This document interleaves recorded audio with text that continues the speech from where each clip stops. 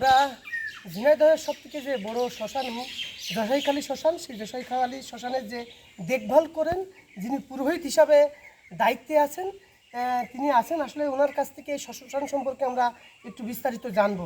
আপনি যদি শ্মশান সম্পর্কে একটু বিস্তারিত বলতেন আমাদের। আমি আজ মায়ের এখানে 30 বছর এখানে আসা যাওয়া করছি, আর এখানে দীর্ঘ 5 বছর এই মার খাদেমের কাজ করছি, মার দেখাশোনা করছি। আর আগে যাওয়া আসা করতাম, প্রতিদিনই আসতাম।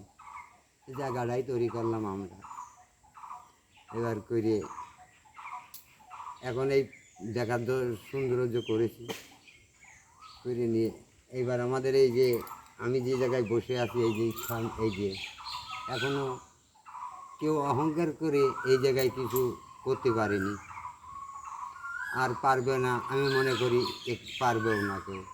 যদি কারোর মনে যে সন্দেহভাবে না গায়ের জোরে এসে এই জায়গায় একটা কিছু করে যাবেন, না পারবে না। তার মানে এখানে আমরা দেখছি, শুনছি, আছি, সবই বুঝছি। যদি না বোঝা যেত তাহলে কিন্তু এখানে থাকা যেত না।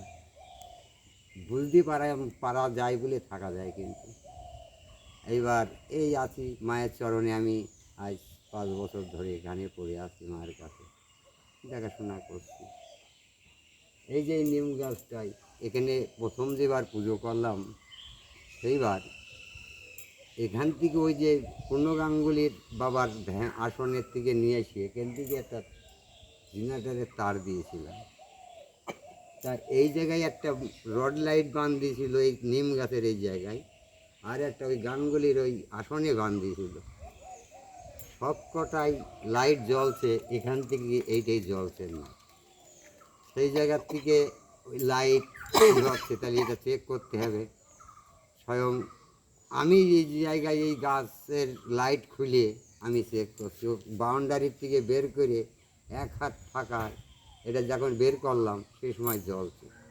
আবার ওর মধ্যে আবার 1 হাত যেই নিয়ে যাচ্ছে, ওখানে কারেন্ট পাচ্ছে না, বিদ্যুৎ পাচ্ছে না, ওই তারেই কারেন্ট থাকছে না।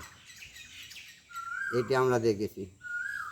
আমরা সঙ্গ করছি এখানে, এটা আমাদের ছোট ঘর ছিল, সেই ঘরের মধ্যে তার ছেলেটার নাম হচ্ছে গিয়ে বুড্ডু। আমরা 10-12 জনা ছেলে ওই ঘরের মধ্যেই, ছোটো একটা ঘর ছিল আমাদের, টিনের ঘর, ওই ঘরের মধ্যে বসে সঙ্গ করছিলাম। আমাদের গুরু ছিল ইন্দ্রজিৎ গোসাই, তিনি মারা গিয়েছে। তারপরে আর একজনা মারা গিয়েছে, তারপরে আমি আবার এখানেই এসছি, দেখাশোনা করছি মায়ের। এবার মা যার এখানে একটু অসুবিধা পায় তার কিন্তু মার ক্ষতি করে। যে মা সুস্থভাবে আসে সে খুব ভালোভাবে যায়। এইসব আমাদের দেখা, আমরা শুনছি, সেইভাবেই আমাদের কাজ করতে হচ্ছে মায়ের কাছে, মায়ের চরণে সেবা দিচ্ছি। এই আমার বক্তব্য। আচ্ছা, এখানে তো আপনি রাতেও মনে হয় থাকেন না? হ্যাঁ, রাত্রি থাকা হয়, অমাবস্যা পূর্ণিমের দিন থাকা হয়। আর এমনি রাত 11টা 12টা এরকম এই যে লোকজন আমার সঙ্গে, আমার এই যে আরও বাবাজিরা আছে, আমার গুরুরা আছে, তারা আসে, এসে আমার কাছে থাকে।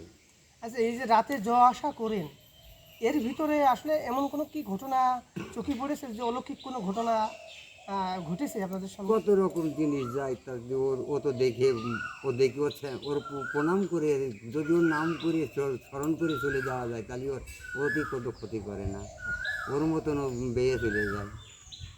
আসলে মানুষের মুখে বিশেষ করে সমাধি যে স্থলগুলো আছে, শ্মশান ঘাট বলতেই মানুষ কিন্তু মানুষের বুকটা কেঁপে ওঠে, ভয় পায়। আসলে শ্মশান ঘাটে কি ভয়ের কিছু আছে কি না, এখানে আনন্দর মেলা। আমরা ভীত ভয় ভয় পাই বলে এখানে তো সারা জীবন আমার থাকতে হবে। আমি তো এককাল থাকবো এই জায়গায়, আর সারা কাল তো এই চলে এই জায়গায় আসতে হবে। তাহলে এই জায়গায় কে, এই জায়গায় ভয় না। এখানে যে এখানে যে যে এখানে যে থাকতে পারে, প্রকৃত যে মানুষ সেই থাকতে পারে, তার মানে ওর ভয় ভীত কিছু থাকে না। দর্শক আসলে গুরুত্বপূর্ণ একটি কথা বলেছে। ভয় কার মনে কাজ করে? ভয় তার মনেই কাজ করে যে ব্যক্তি মূলত অন্যায় কাজের সাথে লিপ্ত থাকে, খারাপ কাজের সাথে লিপ্ত থাকে, তার ভিতরেই কিন্তু ভয় থাকে, তার মনেই কিন্তু ভয় কাজ করে। বিশেষ করে প্রতিটা মানুষকে কিন্তু একসময় এই যে